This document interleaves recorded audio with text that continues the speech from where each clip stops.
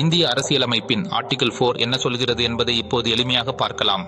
Article 4 சில முக்கியமான விஷயங்களை பற்றி பேசுது. அதாவது புதிய மாநிலங்களை உருவாக்குவதும், ஏற்கனவே உள்ள மாநிலங்களின் எல்லைகளை மாற்றுவதும், இதுக்கான சட்டங்களை பார்லிமெண்ட் அதாவது மத்திய சட்டமன்றமே உருவாக்கலாம். இதில் முக்கியமான விஷயம், ஆர்டிகிள் 2 மற்றும் ஆர்டிகிள் 3 மாநிலங்களை சேர்க்கலாம் அல்லது வெவ்வேறு மாநிலங்களாக பிரிக்கலாம் என்பதற்கு அனுமதி இருக்கு. ஆர்டிகிள் 4 சொல்வது என்னன்னா, இந்த மாதிரி மாற்றங்கள் செய்யும் போது அந்த சட்டத்தை அரசியலமைப்பு திருத்தம் கான்ஸ்டிடியூஷனல் அமெண்ட்மெண்ட் போலவே எடுத்துக்கொள்ள வேண்டியதில்லை.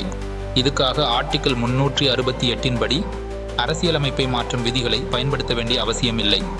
உதாரணம், மத்திய அரசு புதுச்சேரியை தமிழ்நாட்டுடன் சேர்க்க ஒரு சட்டம் கொண்டு வரலாம் என்று முடிவு செய்தால் அந்த சட்டம் ஆர்டிகிள் 2 and 3A அடிப்படையில் வரும்.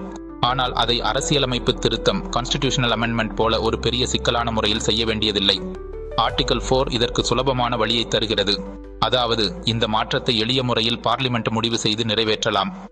Like, comment, share and subscribe for other articles of Indian Constitution.